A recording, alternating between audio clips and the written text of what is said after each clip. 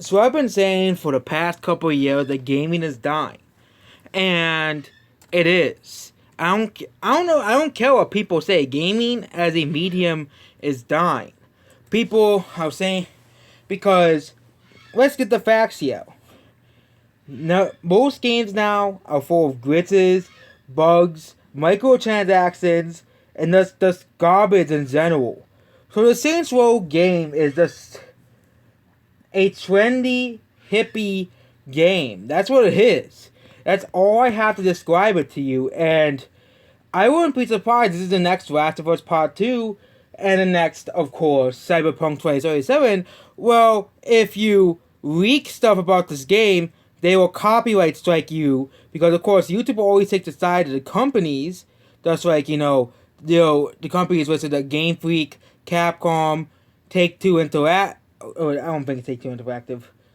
So, Naughty Dog, and of course, CD Projekt Red. I keep thinking it was Take-Two Interactive. It isn't. But Saints Row, it's another unnecessary reboot, a franchise I'm surprised was dormant for how long it was, but it's another unnecessary reboot, another unnecessary remake. Did we really need a Saints Row reboot? Did we really need a reboot of Saints Row? Whoa. No, we did not. Okay? And gaming is dying. I've been saying this for a while. Most AAA games are complete garbage. They're not worth your time and are not worth your money.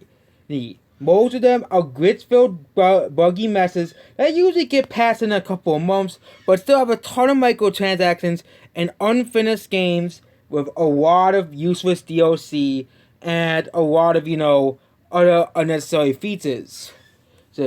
A lot of modern day games are like this. I know a lot of people don't want to hear this because it's the truth. And people will be like, what about indie games? Well, no one buys indie games. Indie games appeal towards 90s kids. Okay? Those are the majority of people who worship 90s gaming and for the rest of the extent 80s gaming. But 80s gaming is, the 80s gaming had its dark sides as well. But they basically are the same people who praise 90s gaming and, those types of people. But AAA game developers, they just suck now. Outside of Nintendo and maybe Sega, most developers are not trustworthy now. Even the quote-unquote trustworthy developers like Naughty Dog, which everybody used to praise, and CD Projekt Red, and other developers like Game Freak that people usually liked, have basically been worse. Yes, the game still sold well. Pokemon Sword and Shield and Cyberpunk 2077 selling at least 20 million copies for both games. And Cyberpunk still selling 15 to 16 million copies.